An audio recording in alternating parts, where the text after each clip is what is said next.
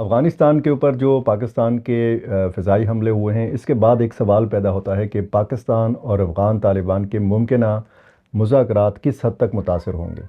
دیکھیں، پاکستان نے بڑا صبر کا بھی مظاہرہ کیا۔ عید الاضحیٰ سے پہلے یہ امکان ظاہر کیا جاتا رہا کہ پاکستان ایئر سٹرائکس کر سکتا ہے، افغانستان کے اندر کارروائی کر سکتا ہے، لیکن پھر ہم نے یہ بھی دیکھا کہ پاکستان کے اندر حملے جاری رہے، بلوچستان کے اندر بھی اور خیبر پختونخوا کے اندر بھی۔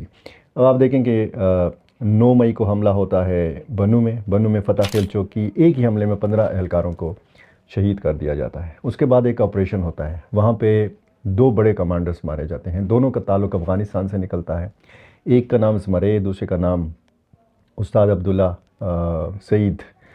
یہ ان کی ویڈیوز بعد میں جب آتی ہیں اور یہ جس لہجے میں بات کرتے ہیں، یہ لوکل لہجہ نہیں ہے پشتو کا، یہ افغانی لہجہ ہے۔ یہاں سے بھی ثابت ہو گیا کہ جی ان پاکستانی ملیٹنٹ گروپس کے ساتھ جو لوگ ہیں وہ افغان نیشنلز ہیں۔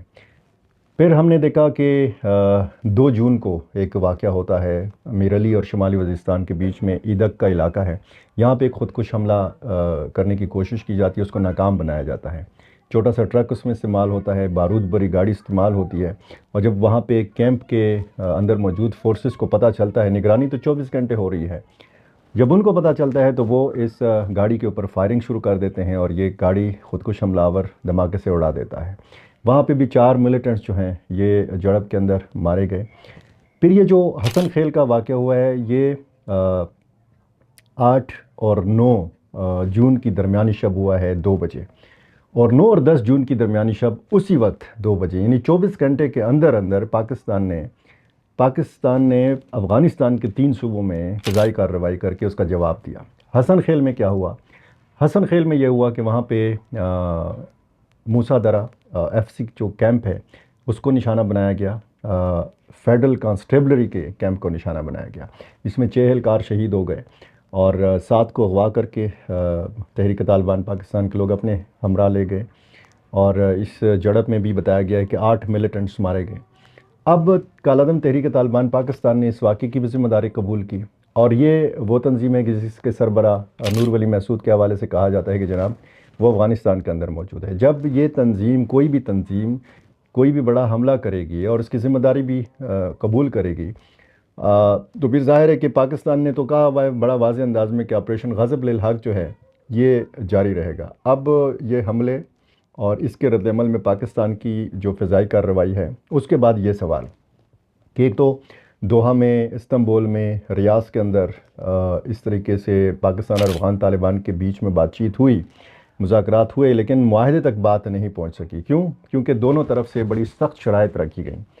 اب جو سنکیانگ کے دارالحکومت ارومچی میں مذاکرات ہوئے، وہ بڑا پازیٹیو وہاں سے اشارے ملے، بڑا مثبت ماحول کے اندر وہ بات چیت ہوئی، اور پھر غیر رسمی بات چیت، ملاقاتوں کا سلسلہ بھی جاری ہے۔ اس وقت جب پاکستان یہ فضائی کارروائی کر رہا تھا، ایک پاکستانی وفد استنبول کے اندر موجود تھا، اور اس میں آپ کو پتہ ہے کہ اس میں جو سابق ایک سفیر اور مشاہد حسین سید اور سینئر صحافی حامد میر اور ستارہ ایاز سینیٹر، یہ اس وقت میں موجود تھے، اور افغان سائٹ سے بھی 4-5 لوگ اس بات چیت میں موجود تھے۔ اب ظاہر ہے کہ پاکستان نے واضح کیا ہوا ہے کہ آپریشن غضب للحق جاری رہے گا۔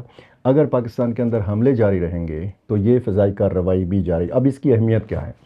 دیکھیں، یہ ایک انتہائی اہم ڈیولپمنٹ اس حوالے سے ہے کہ ایک تو پاکستان ایک سفارتکاری میں مصروف ہے ایران اور امریکہ کے، اور دوسری طرف اس کا معاملہ چل رہا ہے افغان طالبان کے ساتھ بھی۔ پاکستان نے یہ واضح کیا ہوا ہے کہ ہماری افغان طالبان کے ساتھ ان کے ساتھ کوئی لینا دینا نہیں ہے، ہماری افغان عوام کے ساتھ دشمنی نہیں ہے، ہمارا صرف ایک مطالبہ ہے کہ افغان سرزمین پاکستان کے خلاف استعمال نہ ہو۔ اب انہی دنوں میں آپ کو یاد ہے کہ جب کابل ایئرپورٹ پہ اترے ملا یعقوب مجاہد، جب ماسکو سے وہ آئے اور انہوں نے وہاں پہ دستخط کیا ایک معاہدہ روس کے ساتھ، تو اس معاہدے کو سمجھا گیا کہ یہ تو ایک کوئی دفاعی معاہدہ ہوگا، جس طرح پاکستان اور سعودی عرب نے دفاعی معاہدہ کیا، یعنی پاکستان پر حملہ سعودی عرب پہ حملہ تصور ہوگا، سعودی عرب پہ حملہ پاکستان پہ حملہ تصور ہوگا۔ تو شاید یہ ملا یعقوب مجاہد اس قسم کا کوئی معاہدہ لے کے آئے ہیں کہ افغانستان پر دوبارہ سے کوئی حملہ کرے گا تو پھر روس اس کا جواب دے گا، حالانکہ وہ اس قسم کا معاہدہ نہیں تھا۔ لوگوں نے ابتدا میں یہ بھی کہا کہ جی S-400 دے دیا، دفاعی نظام دے دیا، ایئر ڈیفنس سسٹم دے دیا روس نے افغانستان کو. ایسا نہیں ہے. یہ خود وضاحت کی ملا یعقوب مجاہد نے کہ وہ ایک تکنیکی معاہدہ تھا، ٹیکنیکل معاہدہ تھا. صرف جو جنگی ساز و سامان روس کا افغانستان کے اندر پڑا ہوا ہے، جس میں ٹینک ہیں، توپ خانہ ہیں، بندوقیں ہیں، کلاشنکوف ہیں، اس میں ہیلی کاپٹرز ہیں، اس میں جہاز ہیں، ان کی مرمت اور ان کو اپ گریڈ کرنا، یہ اس معاہدے کا ایک بنیادی نقطہ تھا. لیکن ملا یعقوب مجاہد نے اس بات چیت میں یہ ایک جو میرا اپنا خیال ہے کہ بلنڈر کیا، اس میں پاکستان کا ذکر کیا. حالانکہ جب روس یہ معاہدہ طالبان کے ساتھ دستخط کر رہا تھا تو غالباً روس کے ذہن میں پاکستان نہیں تھا. روس کے ذہن میں یہی تھا کہ جی ہم ان کے ساتھ یہ معاہدہ کریں. ملا یعقوب مجاہد نے کہا کہ جی پاکستان نے پہلے بھی جرت کی ہے افغانستان کے اندر حملوں کی، آئندہ پاکستان اس قسم کی جرت نہیں کر سکے گا. اب اس حملے کے بعد جو 3 صوبے میں پاکستان نے یہ حملے کیے بھی ہیں، پاکستان نے مانے بھی ہیں، اس کی تصدیق بھی کی ہے. 26 ہلاکتوں کے حوالے سے بتایا جاتا ہے. اس میں کچھ کمانڈرز کے نام لیے جا رہے ہیں، جس طریقے سے وفاقی وزیر اطلاعات و نشریات عطا تارڑ نے یہ بتایا ہے. وہاں سے ظاہر ہے کہ اسی طرح کا رد عمل جیسے پہلے بھی آتا رہا ہے کہ جی اس میں معصوم بچے نشانہ بنے ہیں، خواتین نشانہ بنی ہیں، عام سویلین آبادی کو نشانہ بنایا گیا ہے. تو یہ ایک بار پھر لگتا ہے کہ دونوں ملکوں کے تعلقات جو ہیں یہ کشیدہ ہو گئے ہیں، اور کشیدگی اس وقت تک برقرار رہے گی جب تک افغان سرزمین کا اسی طرح استعمال ہوتا رہے گا، جب تک پاکستان کے اندر حملے نہیں رکیں گے. اب سوشل میڈیا پہ میں دیکھ رہا ہوں کہ ملا یعقوب مجاہد سے خود افغان شہری یہ پوچھ رہے ہیں کہ کدھر ہیں آپ؟ پاکستان نے تو حملہ کر دیا، پاکستان نے تو پہلے بھی جرت کی تھی، اور آپ نے کہا تھا کہ پاکستان آئندہ یہ جرت نہیں کر سکے گا. تو اب ظاہر ہے کہ ایک پریشر ہے افغان طالبان کے اوپر بھی ہے، اور یہ پریشر بڑھا کون رہا ہے؟ یہ افغان عوام نہیں بڑھا رہا ہے یہ پوچھ پوچھ کے کہ آپ کدھر ہیں. یہ وہی پاکستانی ملیٹنٹ گروپس یہ پریشر بڑھا رہے ہیں کہ جو پاکستان کے اندر حملے کرتے ہیں. بلوچستان کے اندر، خیبر پختونخوا کے اندر، قبائلی علاقوں کے اندر جب حملہ ہوگا اس کی ذمہ داری ایسی تنظیم اپنے سر لے گی، قبول کرے گی کہ جس کے سربراہ کے بارے میں یہ کہا جاتا ہے کہ وہ افغانستان میں چھپے ہوئے ہیں. تو ظاہر ہے کہ پھر پاکستان اسی طرح کی جوابی کارروائی کرے گا، اور پاکستان نے یہ ایک نارمل سیٹ کیا ہوا ہے کہ جب بھی اس طرح کی چیز ہوگی اس کا رد عمل آئے گا، اس کا انتقام لیا جائے گا، اس کا بدلہ لیا جائے گا. اور یہی ہوا ہے. اور مجھے لگتا ہے کہ یہ جو مذاکرات کا سلسلہ ہے یہ ہوگا، کبھی نہ کبھی یہ بحال ہوگا، کبھی نہ کبھی دوبارہ پاکستان اور افغان طالبان کے وفود ایک دوسرے کے سامنے بیٹھیں گے. لیکن جب تک اعتماد سازی نہیں ہوگی یہ بات چیت آگے بڑھے گی نہیں. معاملہ صرف سرحد کی بندش کا نہیں ہے، تجارت کی بندش کا نہیں ہے، سیکیورٹی کا سب سے بڑا ایشو ہے. پاکستان میں 2 صوبے جو ہیں وہاں پہ آگ لگی ہوئی ہے. روزانہ کی بنیاد پر کہیں نہ کہیں سے خبر آ رہی ہوتی ہے، کہیں پہ حملہ ہو رہا ہے تو کبھی انٹیلیجنس بیسڈ آپریشن ہو رہا ہے.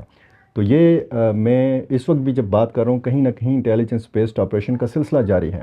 اور ہم زیادہ تر بات کرتے ہوتے تھے کہ جی بنو میں یہ ہو گیا، لکی مروت میں یہ ہو گیا، ٹانک ڈیر اسماعیل خان میں یہ افسوسناک واقعہ ہوا. اب تو بات پشاور تک آ پہنچی ہے. تو پشاور صوبے کا دارالحکومت ہے، جس طریقے سے کوئٹہ دارالحکومت ہے بلوچستان کا، وہاں پہ بڑے بڑے حملے کیے گئے ہیں. اگر یہاں پہ بڑے حملوں کا سلسلہ جو ہے یہ شروع کر دیا گیا ہے تو یہ ظاہر ہے کہ بہت الارمنگ ایک صورتحال ہے. اور اس میں اعتماد سازی کی جو میں نے بات کی اس کے لیے ضروری ہے کہ حملے رکیں. حملے رکیں گے، یہاں پہ جانی نقصان فورسز کا، عام لوگوں کا نہیں ہوگا، تو اس کے بعد ہی بات چیت جو ہے یہ آگے بڑھائی جا سکتی ہے.